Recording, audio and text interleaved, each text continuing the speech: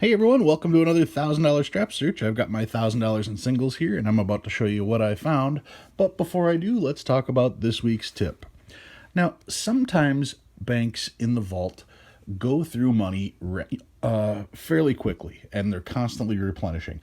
Other times they could have stacks just sitting in the back for who knows, years. If it's slow at the bank and you have a good rapport with the tellers, don't be afraid to ask them, hey, do you have any straps that have been sitting back there for a while? You never know what you're going to find. Kind of like what I've got here. Now you'll notice this is only 7 straps because there is another 200 here, a little over 200 here, and a little under 100 here. Now, when I went through my straps, I was lucky enough to find 3 straps that contained pretty much nothing but notes from 2006, 2003, 2001. These are 1999s. So yeah, I don't normally pull 2001 through 2006, but there were so many notes in here that were just in really good shape that I yanked them all for the time being so that I could double check them in my book and see if I've got anything that upgrades. Also, a friend of mine, CW Silver, wanted to know if I had any 2001s through 2003s because he was finding them kind of tough and wanted to know if I could help him out.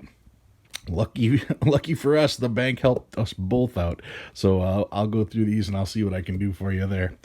Anyway, that's what I wanted to talk about this time. The off chance that the bank has straps that have been sitting for a while. You never know what you're going to find. So let's take a look at some of the other things that I found while going through these straps. Did find a trinary, 2006. Zeros, 5s, and 9s on this one. This is 1s, 4s, and 8s.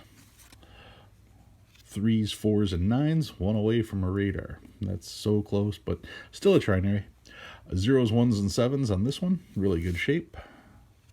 2s, 3s, and 8s, almost an alternator. So many almosts, but still a trinary, so we'll see what happens. 2s, 3s, and 5s on this one from 2009.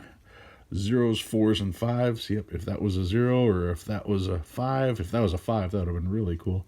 Ifs and buts, though, what are you going to do? Still a trinary. Did find quads. This one's quad 3s. This one's quad 4s and a trinary, and it has a 5th, so it's actually 5 of a kind on that particular one. Quad 4s once again here. Quad 6s with the 5th 6. That can be a tongue twister. Quad 7s.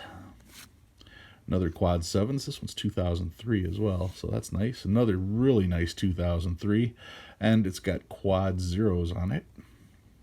Oh, if that was a 1 or if that was a 6, that would have been a super radar. That would have been really cool. Quad 0s on this one, starting with quad 0, so that's a fairly low number. Not technically a low number. For a low number, you want a 3-digit number. This one's 4 digits, 5,327. Still in really good shape, though. Now, this one is not quads. This one actually has 1, 2, 3, 4, 5 2s in a row, and it has a 6th. So that's a really nice find. Decent shape. Did get some stars. This is 2013. Don't think I got a bunch that were older. I may have a couple in here that were older.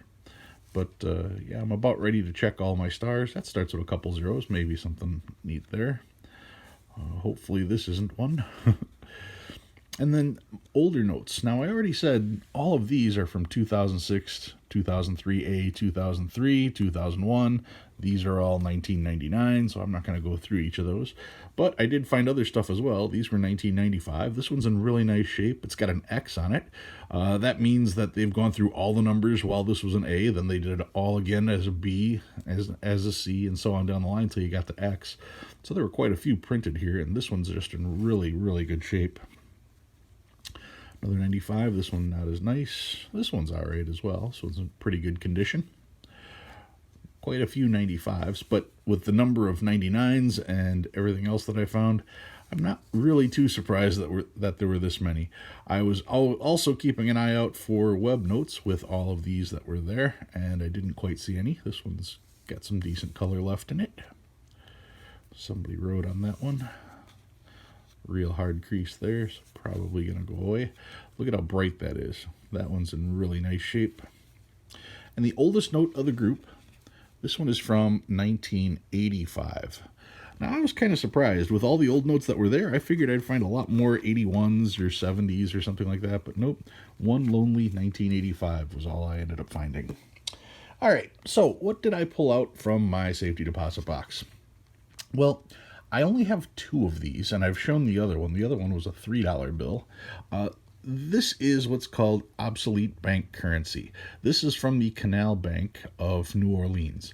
Now, prior to 1862, banks would print their own money, and if you were a traveler, you would end up with banks from many or money from many different banks in many different cities, and there'd be no way of telling what banks were still in business. It made it very confusing for people who were doing their traveling because the only ones guaranteeing the money were the banks. And if you had never heard of a particular bank, how would you know it was real? How would you know it was still in existence? That's part of the reason why the federal government stepped in and started issuing money. That way, you didn't have people spending money from banks that no longer existed. So, with the government doing that, it made all of these banknotes obsolete.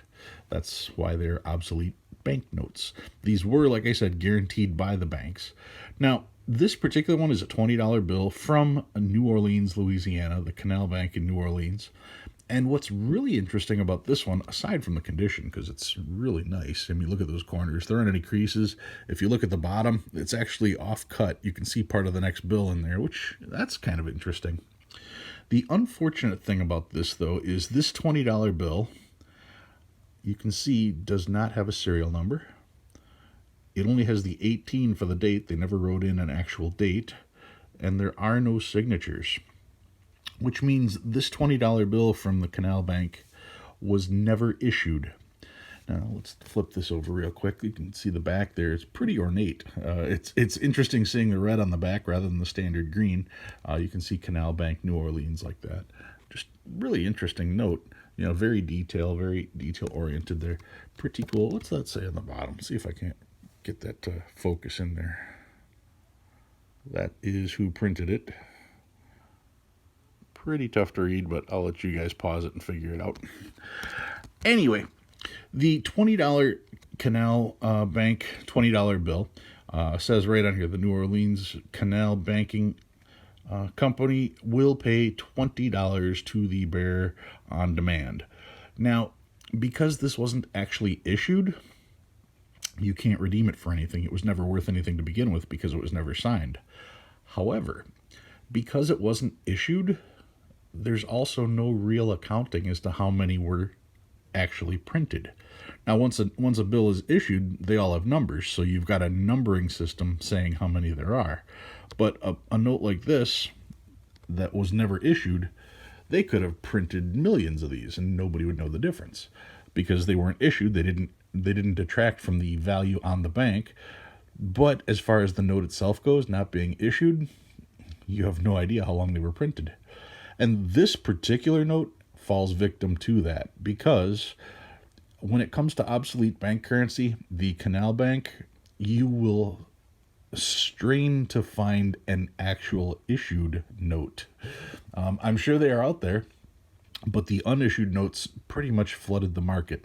I think I picked this one up at an auction for like $3. If you see them anywhere from $3 to $10, you're okay getting it. Anything past that, someone's trying to pull a fast one on you because there's just so many of these out there. It seems that when it comes to unissued obsolete banks, the Canal Bank is the one that just flooded the market for some reason. Now, issued notes, that's a whole nother story, but I'm talking simply unissued notes like this one with no signature on it, no serial number or anything like that. Now, they are cool to add to your collection. I'm just saying be warned because some people will try to get a lot of money for these and they're only really worth a couple dollars. Doesn't take away from the history, doesn't take away from the beauty of the note, doesn't take away from the excitement of owning a note that's from the 1850s or maybe even earlier. I'm not even sure when these were printed. I don't have a book on obsolete banknotes because those are extremely thick and I'm not going to pay that much money for something that I'm not really that into. But anyway, the Canal Bank $20 unissued obsolete banknote. It's kind of a neat note to have just because there are so many of them and you can get them at a good price. So that's what I've got for you guys this week. If you learned anything new, go ahead and hit that like button. If you like what you see and you want to see more, go ahead and subscribe. I love reading you guys' comments. Thank you all for watching, and I'll see you again next week.